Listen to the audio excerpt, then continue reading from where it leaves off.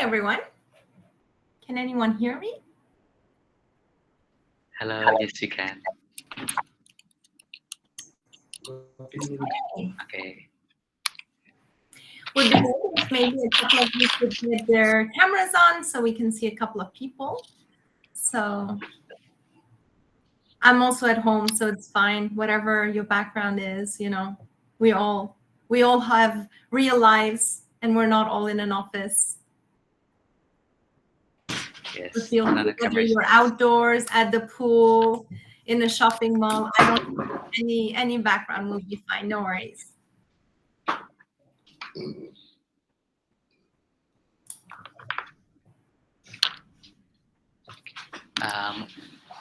Would you be okay if we start the session now? Absolutely. Okay. All right. So, Assalamualaikum and a very good afternoon, everyone. Welcome and thank you for joining us today for our online sharing session titled Unseen Obstacles, a study of the challenges faced by foreign skilled workers in Malaysia. So, my name is Hanif and I'll be your host for today's session. So, this session is organized as part of our coursework for GLT 1028 Advanced Business Writing at Universiti Malaya. And the aim of this initiative is to explore the real world challenges that foreign skilled workers face in Malaysia, with a focus on providing international students with first hand insights into the realities of working as a foreign skilled worker in the Malaysian job market and to prepare for the possibility of building their careers here. So, before we go into the session, I'd like to briefly share today's agenda with you. We'll be hearing from a special guest speaker who has extensive experience as a foreign professional in Malaysia. So, first we'll begin with a 5-minute opening and introduction to set the context and introduce our speaker. Then we will move on into our first 15-minute talk show segment where we will ask our speaker about her personal journey and the challenges she faced as a foreign professional in Malaysia. That will be followed by a 10-minute Q&A session where the audience can ask questions. Next, we will go into the second 15-minute talk show segment focusing on career advice and practical insights for international students. After that, we will open the floor again for a 10-minute Q&A session. And finally, we will wrap up with 5 minutes of closing remarks. So we will be keeping the session informal and conversational, and it will be recorded for later sharing on YouTube. So you guys are welcome to drop questions in the chat or raise your hand during the Q&A segments. So we are truly honored to welcome our speaker, Mrs. Michele A Manigart, who is currently the Chief Strategic Officer for Asia at JobStreet. With his leadership experience across the region, Ms. Michele here will be sharing her personal insights as a foreign professional working in Malaysia, giving us a unique perspective on both challenges and opportunities in the workforce. So before we begin the talk show, we'd like to invite Ms. Michele to briefly introduce herself. Thank you, Hanif, and I hope that my internet connection doesn't play bad games with me today. So thank you very much for the invitation. My name is Michele. I will probably just start telling you a bit about myself, so you're not speaking to a stranger. And then I would also welcome, as I'm speaking, if you could maybe perhaps in the chat box just put your nationality, just so I know a little bit of who we have in the room here. So people ask me where I'm from, and it's a complicated answer. And so I'm technically from Belgium and Luxembourg. That is my passport citizenship. But I'm actually born in Iran, where my dad was on his first job. And he married my mom, who is Persian. And I was born in Iran. I grew up in Iran for the first 10 years of my life. And then in 1992, I moved to Kuala Lumpur. For the Malaysians here, I landed in Subang Airport, which was then the international airport of Kuala Lumpur. And most of you weren't born, and if not all of you weren't born. And I grew up in KL from ages 10 to 17.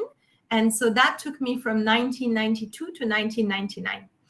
I don't know if you know the history of Malaysia in those days, but that was the highest growth for the economy of Malaysia in those days.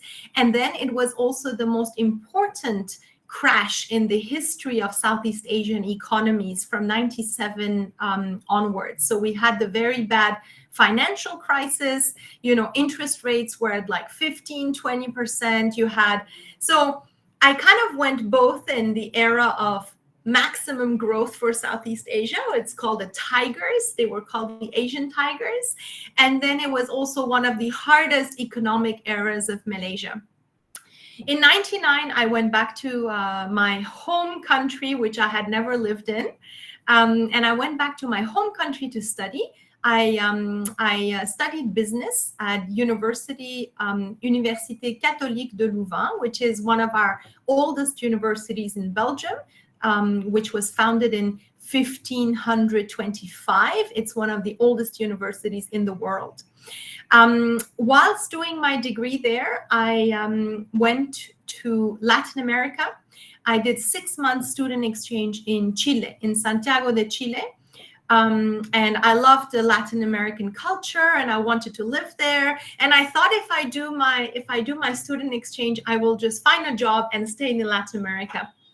And actually, having been in Europe and lived there, and been to Latin America and lived there, I kind of realized a couple of things. Number one was the economies were all pretty slow, and it was not very modern. The technology used and all of that, Asia was way more advanced. And actually, as a woman, I also felt a lot more comfortable in Asia. I felt like in Latin America, the societies were quite macho, and I was also kind of born and grew up for 10 years in Iran. I had enough of, sorry to say, but as a woman, I had enough of a society where women get told they can't do stuff. And so I was very inspired by Asia. And I came back in 2004 when I graduated with my first company, which was a Belgian company. So I found a job in Belgium, and that job, the scope of that job was to come to Asia to create the Southeast Asian regional office. And that was my first job. I was 21, and by the time I was 22, I landed in KL. To create the regional office, and I was in charge of 10 countries. I was in sales. I was selling, interestingly, egg powders, egg ingredients, and feed for chicken, for poultry. So if you can sell eggs, you can sell anything in your life. That's how I started my career, and I did a couple of years of that. It was a very small company, and so I had I was doing everything. I was doing strategy, accounting, calendar, sales training, sales. I was, visiting clients. I was doing a lot of things. And I did it for about 4 years. Then when I was 25, I realized that the limitations in a small company, you have a lot of freedom and you get asked to do many different I but you also have very little kind of career path. You don't have a lot of trainings. My mentorship was, I had 1 or 2 mentors, but I was kind of, plateauing in terms of learning, right? So at that time, I decided to apply to McKinsey & Company, which is a strategic consulting firm. And I applied to the KL office. I joined McKinsey here in KL, and I spent 14 years with McKinsey. At McKinsey, I had 3 careers. My first one was a consulting career. So I was, flying Monday, coming back Thursday. I was working, 80-hour weeks, sometimes 100-hour weeks. I spent a lot of time in Jakarta. I spent time in Manila, a lot of time in Malaysia, a bit in Singapore, and a bit in Australia. McKinsey was an amazing place, and I learned a lot, and I worked a lot, and I learned about very different industries as well. But I also knew that I always wanted a family. And so when I was pregnant with my first child, I decided that I was going to leave McKinsey. And kind of about the time I was going to announce I want to leave, I had a senior partner at McKinsey come and say, hey, I need somebody to help me with our internal department at McKinsey for tech, media, and telecoms for the Asia region. And so, it was kind of doing like its business turnaround, but for inside McKinsey. And so that sounded kind of like what I would do for clients, except I would do it for a firm that I loved with people that I loved. So I did that for another 4 or 5 years. That was my second career within McKinsey. And then that career grew into a larger global role where I was in charge of knowledge globally for the tech, media, and telecoms practice. And all of that was happening when COVID hit. I had to homeschool my 2 children. We were all working behind our computers and we couldn't go out and all of that. And at that moment, Seek, which is the mother company of JobStreet, Seek called. And my first reaction was, who the Seek are you? I am not seeking. And then they said, oh, have a chat. You know, we have this role. It's great. We think you're a great fit. So I said to the headhunter, okay, I will have a chat with these guys. And then the more I chatted, the more I really liked what Seek was doing. We have a great purpose. I always say I feel like I'm doing, paid CSR, because our purpose is to help people find jobs and help companies find talent, right? So it's a pretty nice thing to wake up to every morning. I'm very lucky to be working with a group of exceptionally talented people, and we have a very good culture. So that's kind of where I'm at now. And I've been in this role for 4 years. My role actually recently changed. So I think I haven't updated Talent Corp yet, but now I am Director of Strategy for APAC, and that is for Seek level. So not just JobStreet and not just for Asia. So I continue to grow, and I think that is probably the one thing everyone who is, thinking about starting their career should think about is, how do I continuously grow in my career? I think I mentioned I'm married. I have 2 children. My daughter is 13 and my son is 10 years old. That's me. Hanif, what else should I talk about?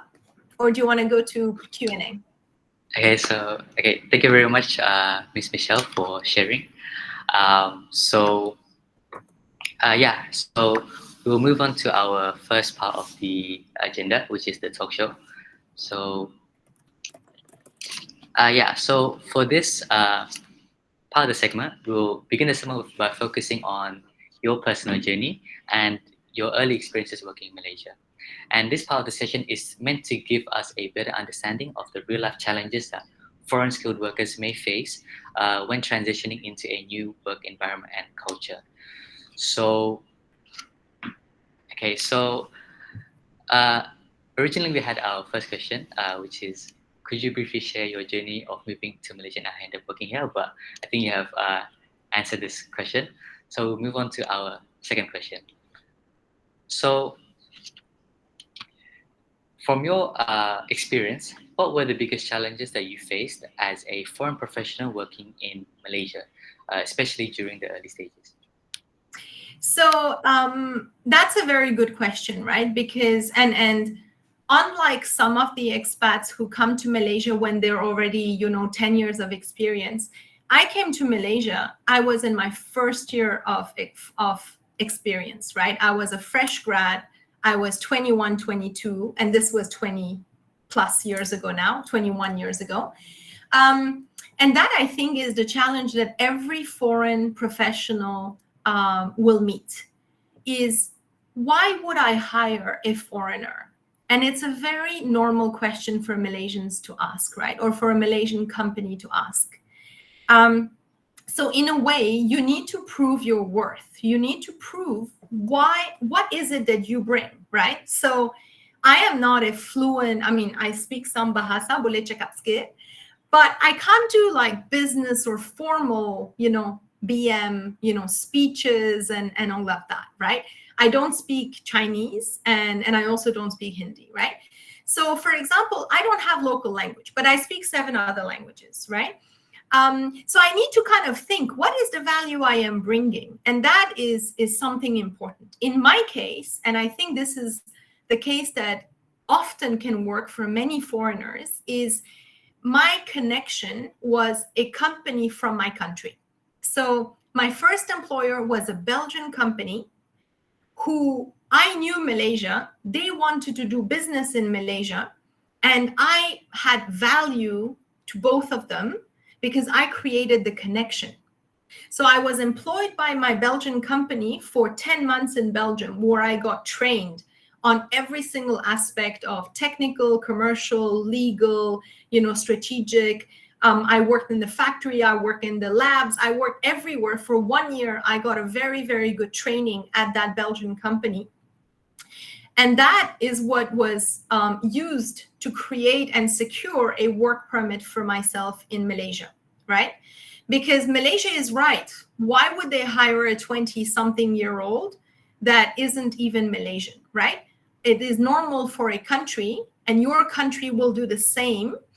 It is normal for a country to prioritize local talent over foreign talent, especially if you bring little to no experience. So number one was I was trained, I had a connection, I spoke the language of my company there, but I had also lived in Malaysia and I knew Malaysia and all of that. And of course, I also had very good grades. So, I did not slack off during my studies. I was top of class, so the value I was bringing to Malaysia as a professional was also quite high because, I was a good talent to bring in. And then first I was on work permits, right? And then over time, when Talent Corp started the residence pass, then I applied for residence pass. And then now I'm on Talent Corp 10-year visa every time. And the visa is with me. Initially, the visa was with my company. So my advice to everyone is to really think about what is the value you bring. And Malaysians, as you've probably noticed, are wonderful people, right? And Malaysia is a wonderful country to stay in. But what they really dislike is arrogant foreigners who think very highly of themselves, right? Malaysia is full of smart people. You have to show your proof, and you have to prove your worth, and you have to prove that you can bring value to the country. Then, of course, over time, I pay a lot of taxes.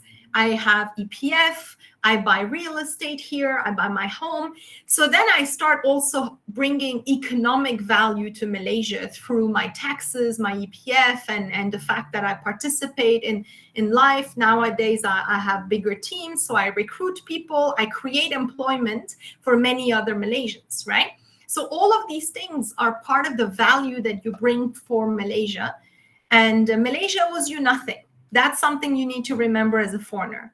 And if sometimes you feel like Malaysia is making it difficult for you to be employed in Malaysia, just think about what a Malaysian would go through if they went to your country. And I can assure you, if a Malaysian went to Belgium would not be like open arms, like, oh yes, please come, and work. Of course, a Malaysian going to Belgium also has to secure a work permit. They have to show why they can do this job and why a Belgian or a European can't do this job.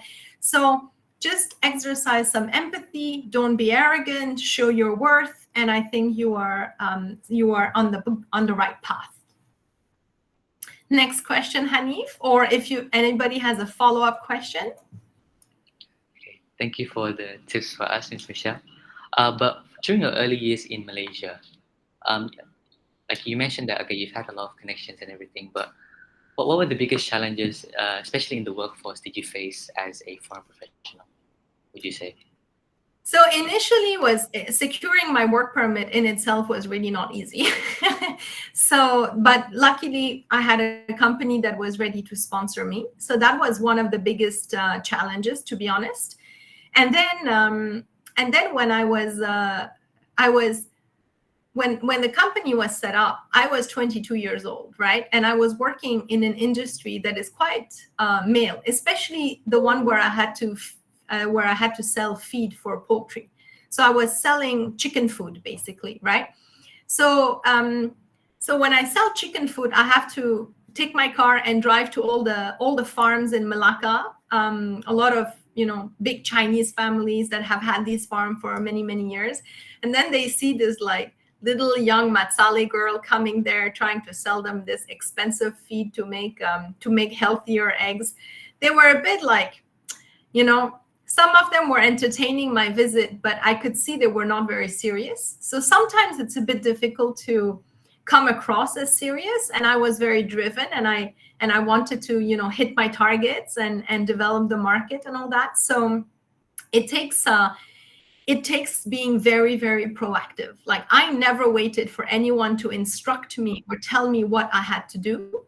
I was a very self-driven starter, like my CEO in Belgium did not have to tell me what to do. I was presenting the plan of, this is what I'm going to do. This is who I'm going to see. I was reporting back, this is what I did, and here's how the money was spent, and blah, blah, blah. And here's the decision we need to take. And I think we have 3 options, and I recommend this option. So you have to be very proactive, right? It goes back again to showing your proof of value to the company and to Malaysia in general. Okay, thank you very much for your insights. So sometimes it's not just about the challenges, right, but also about the support that helps us overcome them. So moving on to the next question, were there any people, support systems, or strategies that helped you adjust and succeed during your early career in Malaysia? Yes, a lot. There were a lot of people. So because I was setting up a business, I actually got a lot of support from the chambers, right? So again, going back to finding your value, connecting back to your roots can sometimes help, especially when you're a foreigner. So yes, we will do the Q&A, and we'll please keep in the queue. We had so I went to, I'm Belgian, but the Belgian chamber is quite small. However, the French chamber, and I speak French fluently, it's my kind of first language. The French chamber is a very well-organized and influential chamber. So I went to them, and they helped me with everything that had to do with legal for setting up the company, for my work permit. So they introduced me to agents who can do my work permit and all of that. They helped me and introduced me to many people. I also had support from the Belgian embassy, and the Belgian embassy introduced me as well to companies that I could go and visit. And then you have to be very out there, right? Like, I did not sit behind a computer and wait for the world to come to me, right? I picked up my computer, my brief, and I went and I networked a lot. All of these chambers have networking evenings at least once a month, right? They have events. So you get out there, you take your business cards. If you don't have some yet, you create some. If you don't believe in paper, you take your computer and you create contacts. You go on your LinkedIn account and you get contacts with people. But you have to be out there. You can't wait for the world to come to you. You have to go out to the world, right? Whether physically or virtually. I mean, in 20 years, things have changed a lot. But I do really think that still today, physical is still, it matters a lot. Making a contact through LinkedIn versus having, whether it's a drink or meal or whatever with somebody in person and discussing, is very different and much more impactful, right? So these are all things that I had a lot of people support me.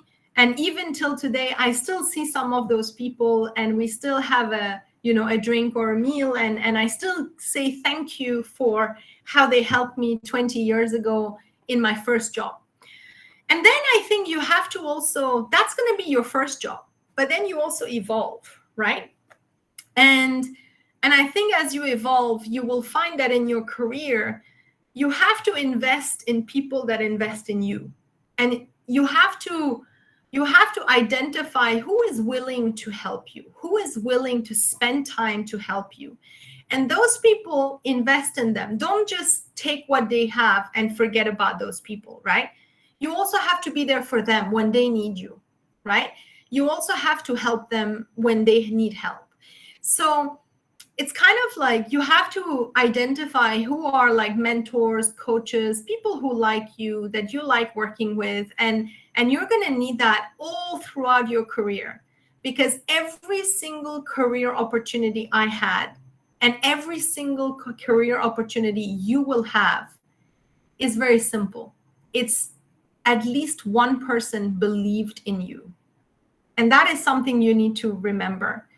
When you are looking for a job, you are basically asking people to give you a chance. And for that, you need someone to believe in you. Okay, so what I can take from this is that you have to be very, very extroverted and try to make as many connections as possible. Yeah. So you don't have to be extroverted. Absolutely, it can help, but you can also be introverted, right? And maybe you don't like going in big places with many, many people. That is fine. But then you go and have one-on-one with people. Then you go and meet people in smaller setup, right?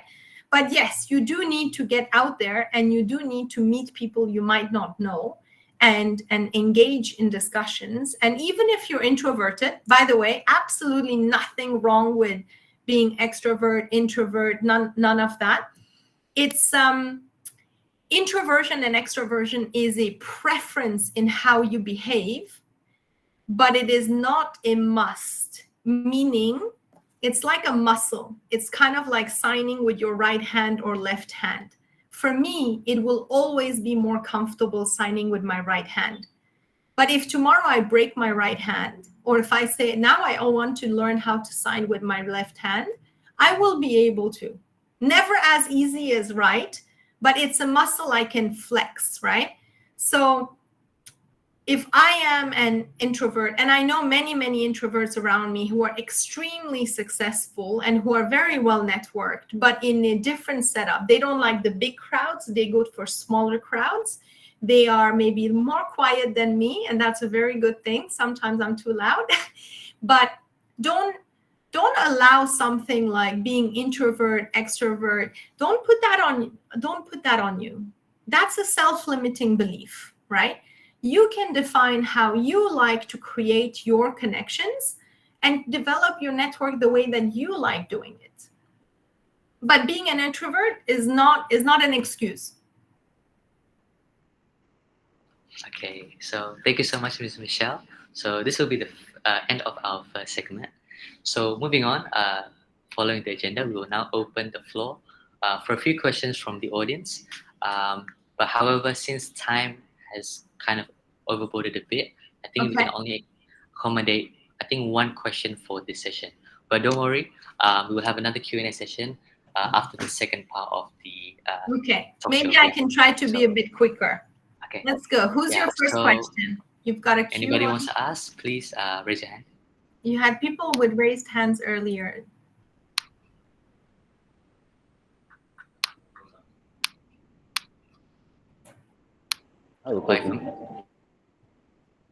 Okay, Chi Kong, you can introduce yourself and you may ask your question.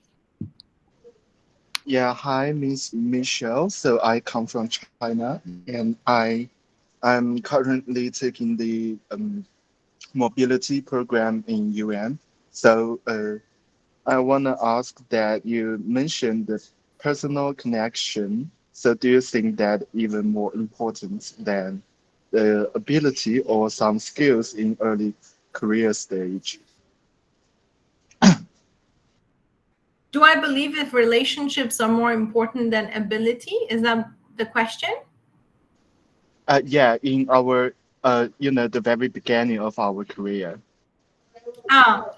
No, I don't believe that. I think you will need a lot of skill, and you will need. It's a combination, right? So,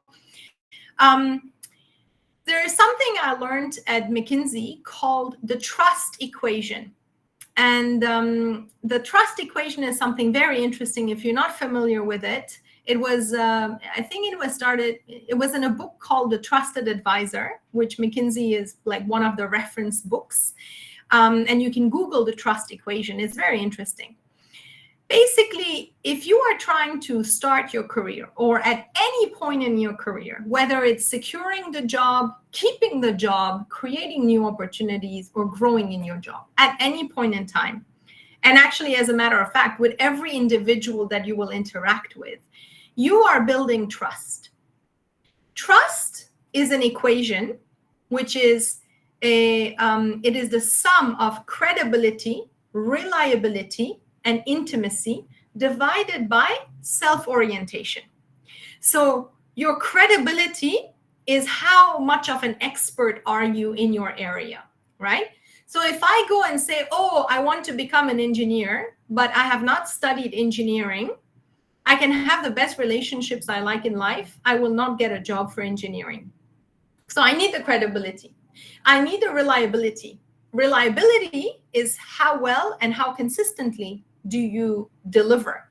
So once you're on the job or in your interview or in your studies, your grades, for example, are a way of judging on a CV. Grades and university and all of that are a way of judging credibility and reliability in terms of how well do you know your thing and how reliable are you.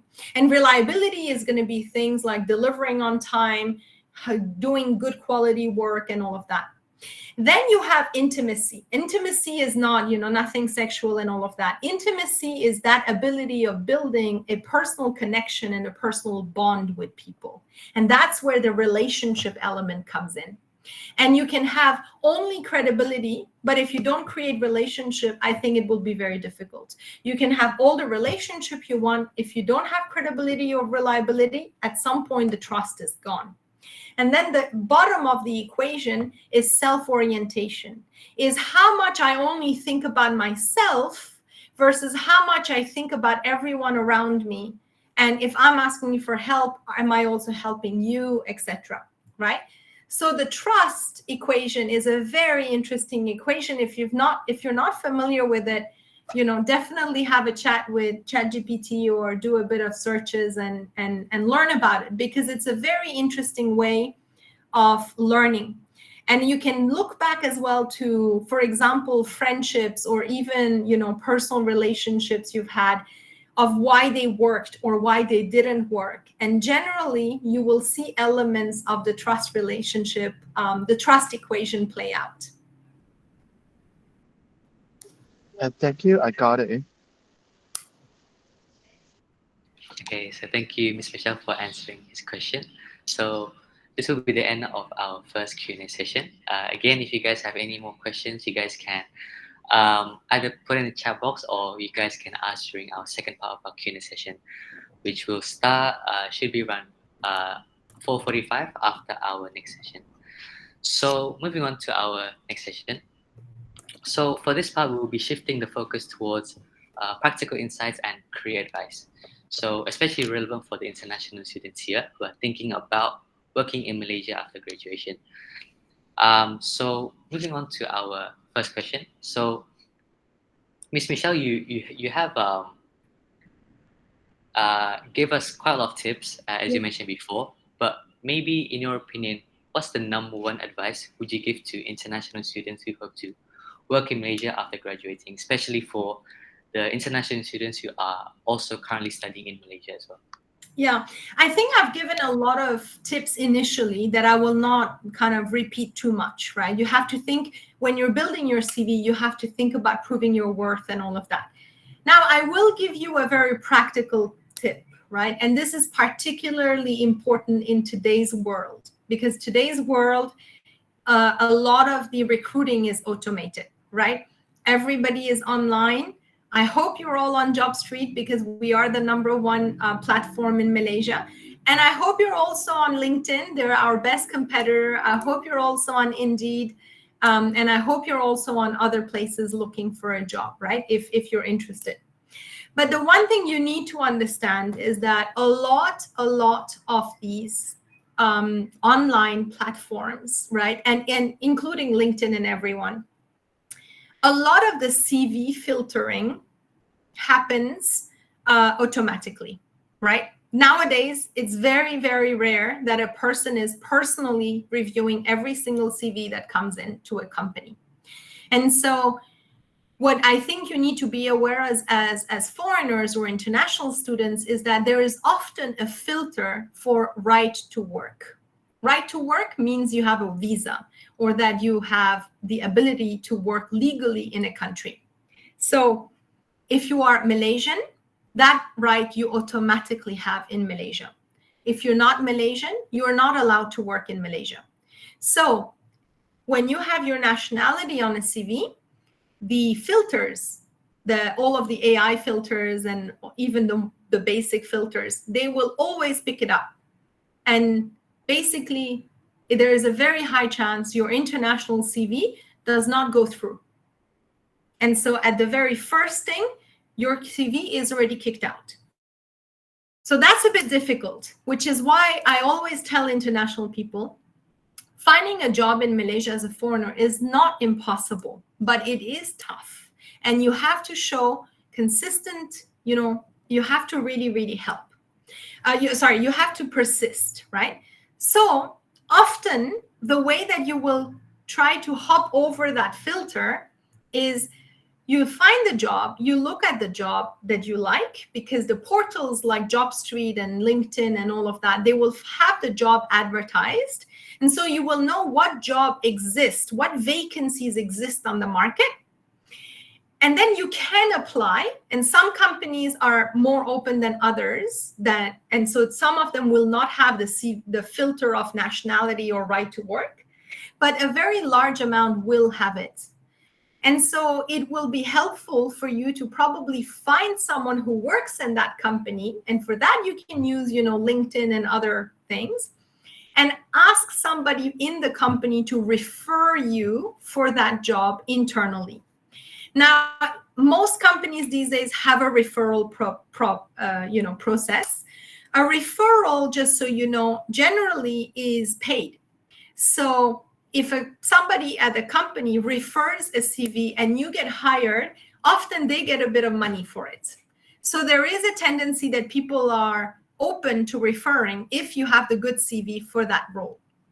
So that's the one hurdle that I think you should really be aware of, because if you keep on applying online and if you see all you're getting is no answer, or rejections, it could be that nobody is even seeing your CV because the automated filters are just kicking it out. It's unfortunate, but that's life.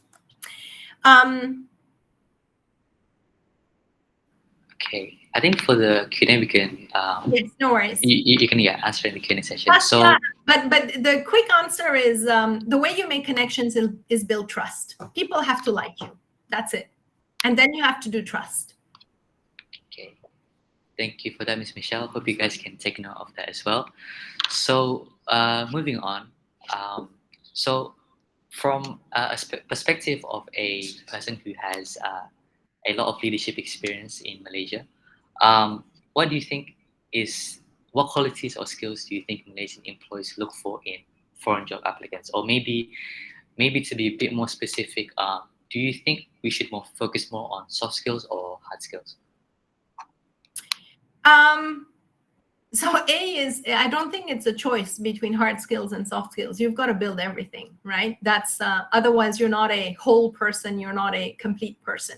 In general, and it's normal for Malaysians or even international employers based in Malaysia, everybody should be looking for Malaysians because this is Malaysia and there's very smart Malaysians out there. Generally, the roles that are open for internationals, and remember that processing for a work permit is expensive for companies, right?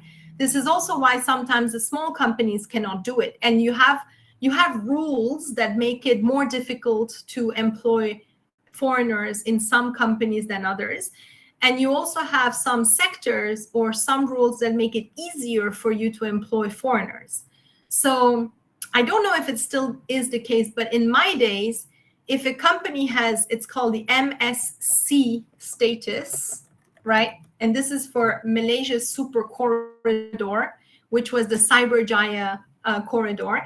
It was basically like any company that was under MSC status has the ability to hire more foreigners. So this is probably to be checked, again, have a chat with ChatGPT, whether it's still true.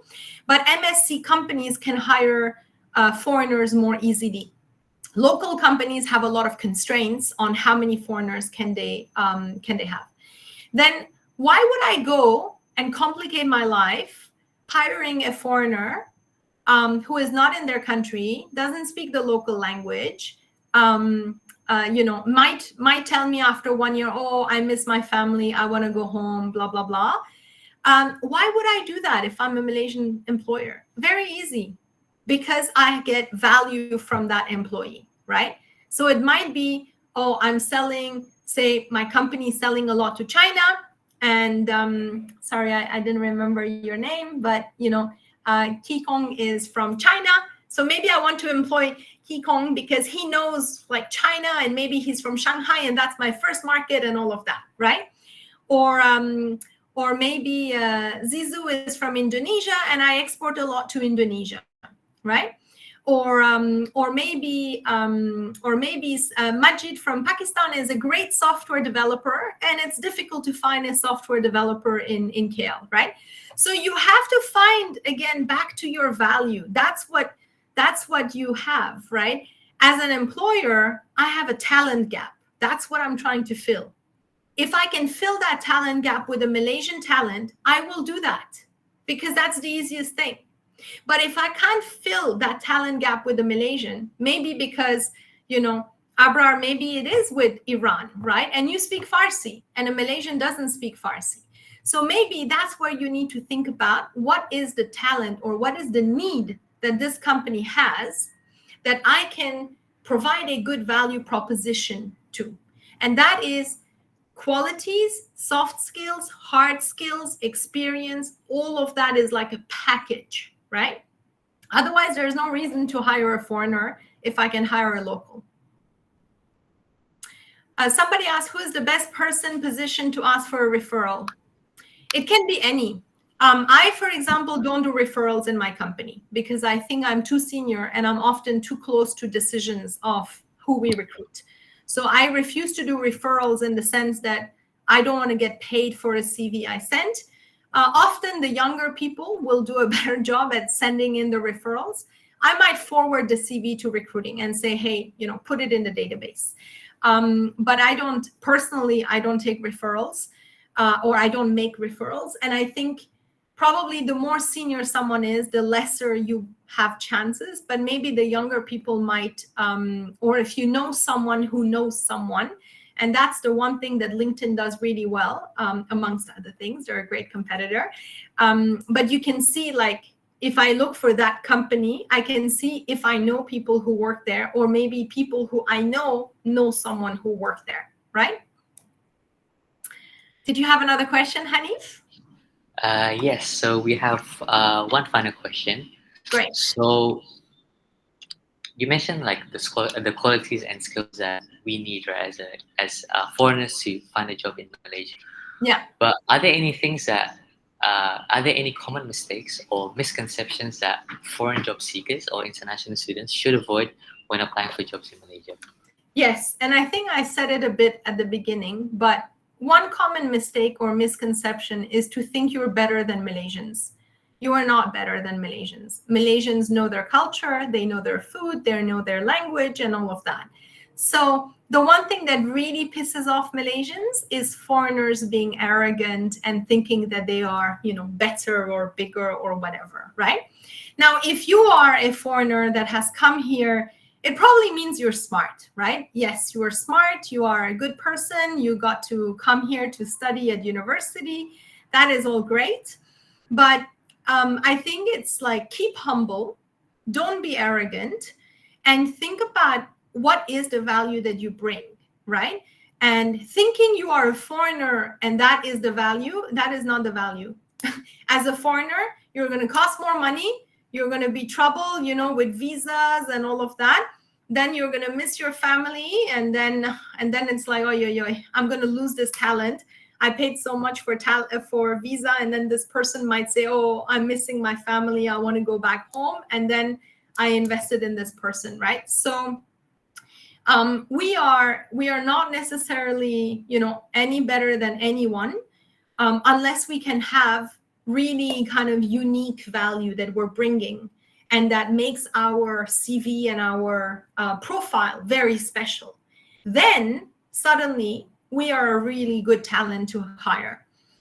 So those would be some of the common mistakes and kind of misperceptions that I think sometimes foreign job seekers have when they're applying for jobs. And then, of course, don't forget the filter thing. That's a big one. If you are applying for jobs, there's a likelihood nobody at the company is even seeing your CV because it got kicked out. Okay, thank you. So make sure guys to keep that in mind when you guys are already graduated and looking for a job in Malaysia. So again, Mr. Michelle, this will be the end of this segment. So now we will take a final round of questions from the audience. So we have around 9 minutes left of questions. So I think we will take around 2 or 3 extra questions. So if anybody wants to ask any questions, feel free to raise your hand or put it in the chat box.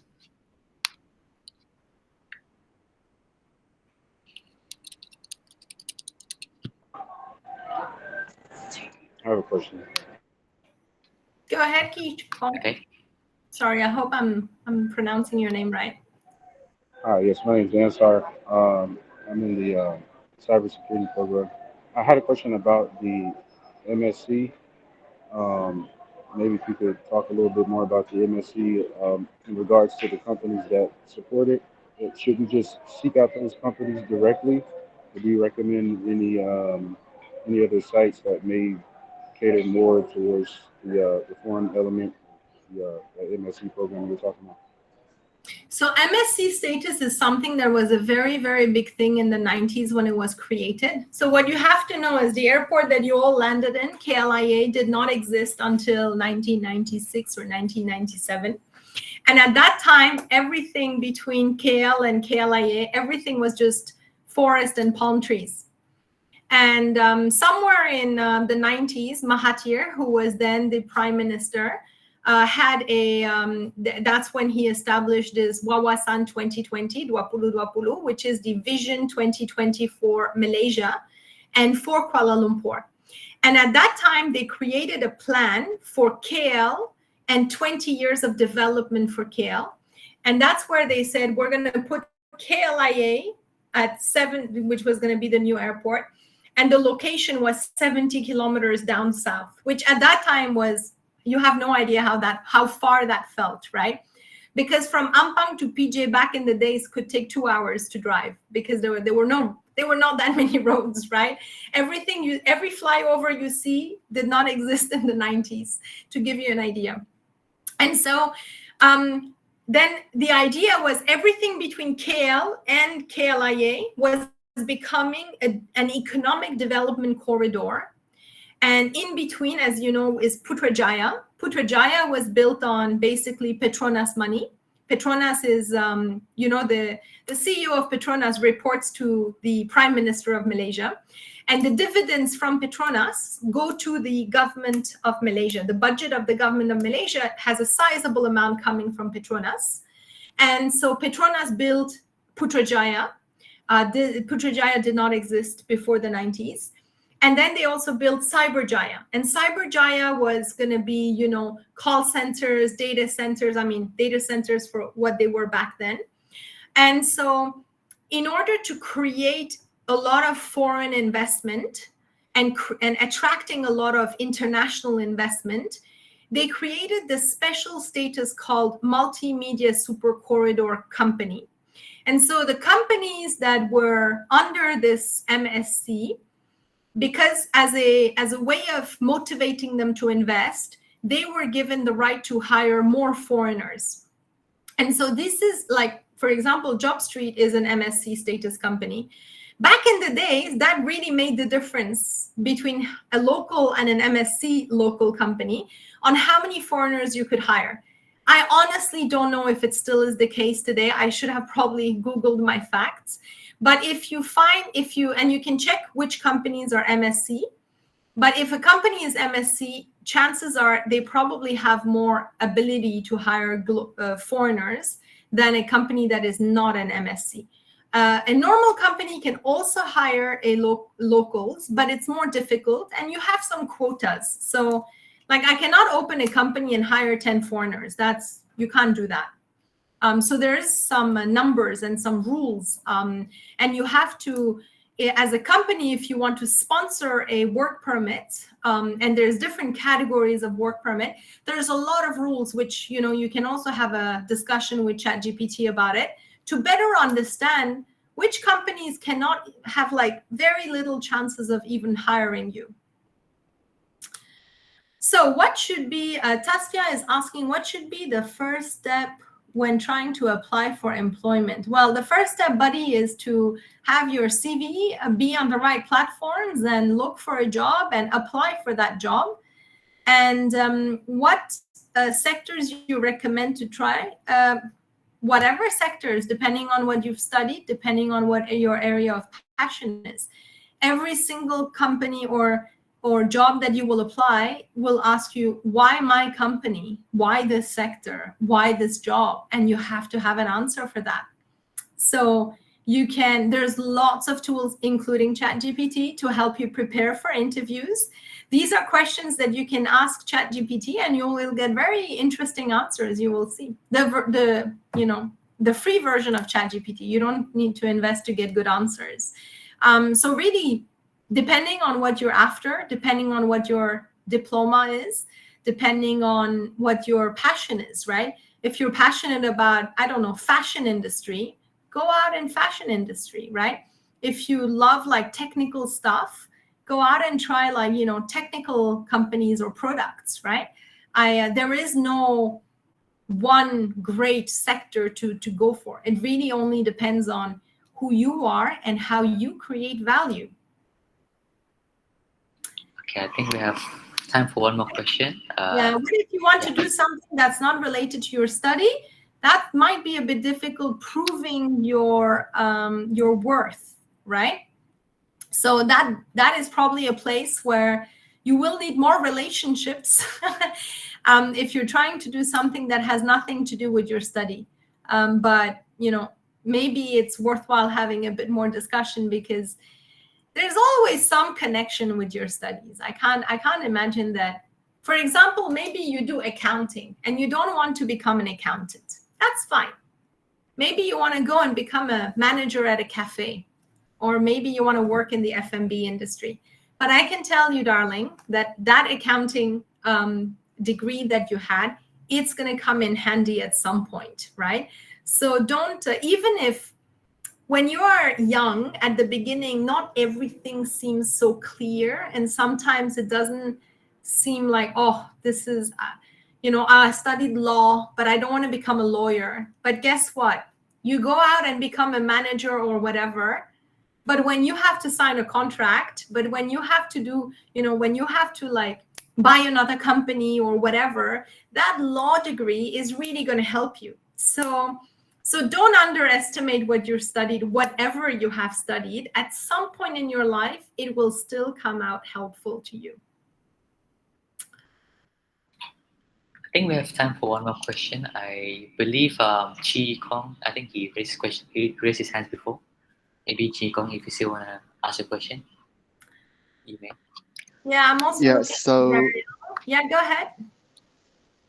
So my question is, as international students, so how can we identify and develop the kind of unique skills that create the talent gap before we enter the job market? Sorry, could you repeat that? Yeah. I mean, as international students, how can we realize and build our unique talents before we enter the job market? Well, you coming from China, you already have a unique talent, which you speak Mandarin, you know China. Any company doing business with China would be interested in hiring you, I'm sure, right? So you have to think about these kind of talents.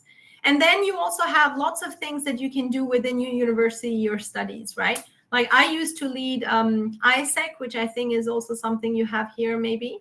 It's, clubs. What are you doing in your clubs? What are you doing in your volunteering time? What are you doing instead of scrolling all day on your phones like we all do, right? How are you making the best of every minute you have to go out and lead, to go out and do something useful, to go out and put something on that CV that will be attractive? It's very interesting. And always put that personal interest on that CV, because you would be amazed with how many people, they look at it, oh, you also play pickleball. Oh, okay, me too. And then we start a conversation, right? And then we get to, but that helps create that intimacy, right? Maybe you love history, right? Maybe you've written a blog. Maybe you've, whatever, instead of scrolling. Darian says you've applied hundreds of resumes. Have you applied online? And perhaps think about my tip around being disconnected. And I'll be honest. So potential expat, like, you have to remember, expat contracts as a thing is almost non-existent anymore. I have no expat contract. I have not had an expat contract in 20 years. I mean, my very first one was one because they sent me from Belgium, but that was, I was outside and they sent me. But every single job that I have had in Malaysia, that I have applied in Malaysia, is a local contract, and I am a local, right? I mean, I'm on local. I'm not on expat. Nobody's paying for my house. Nobody's paying for my kids' school. Nobody's paying. I don't have a driver paid by the company. I don't have a driver. I drive myself. But if you say, oh, I want to be an expat, the way companies think about it is you want an expat contract with housing paid, school paid, blah, blah, blah. This does not exist anymore, buddy. Finished. It's gone. Very, very, very rare. There's still a couple, but it's very rare. And those are generally like 2-year contract or something, and then you're off to another country. Think about applying through people. Think about networking. Go to places that network and try to make connections and pass your CV through people, right? If you've done like 5 years of experience and you're doing an MBA, you should find somewhere, something or a way. Having said that, the market is not easy right now. I don't know if you noticed, but there's this guy on the other side of the planet that keeps on coming up with great ideas like tariffs and, then getting into a fight with his friend Ellen and all of that. That creates a lot of uncertainty in the world. So companies are all like, oh, maybe I don't hire. Maybe I wait because I don't know what will happen to my sales. So we are also in an economic context that isn't the easiest, right? And that can make it a bit more difficult, of course. So which sectors do I think most people enjoyed and are comfortable with? I think all sectors can be enjoyable as long as you're passionate about them, right? I only joined the tech industry a couple of years ago.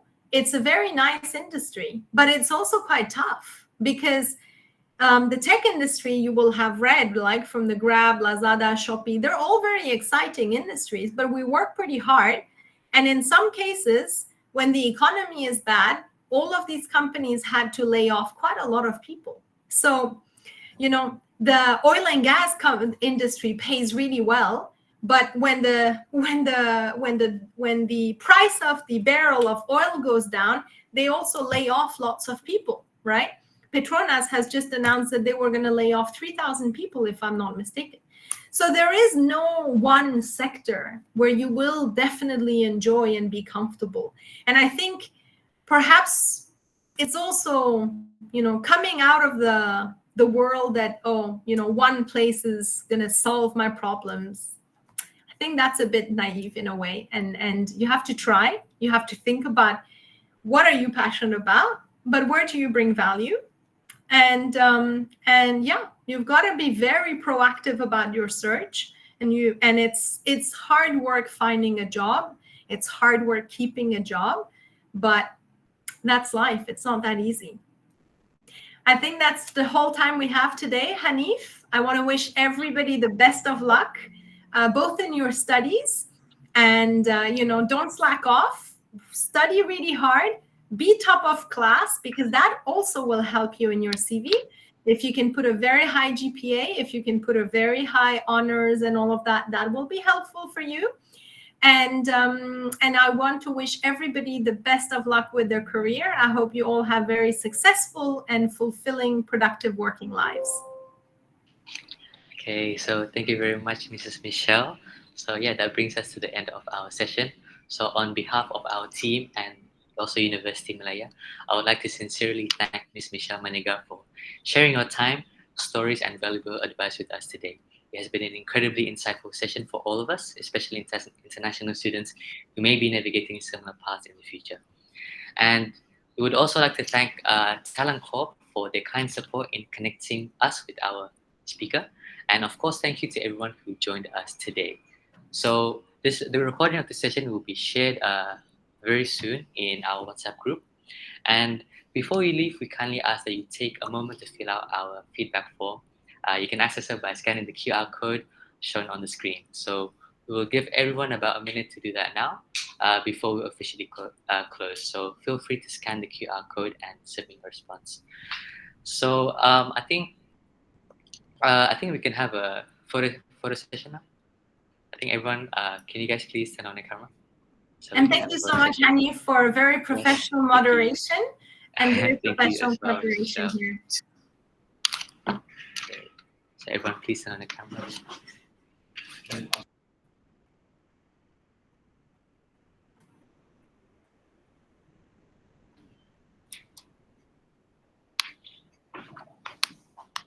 I think you need to unpin, no?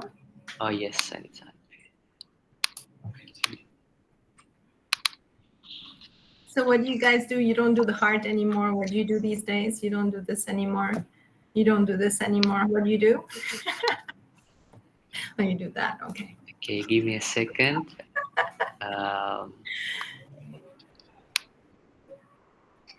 Give me a second. Okay.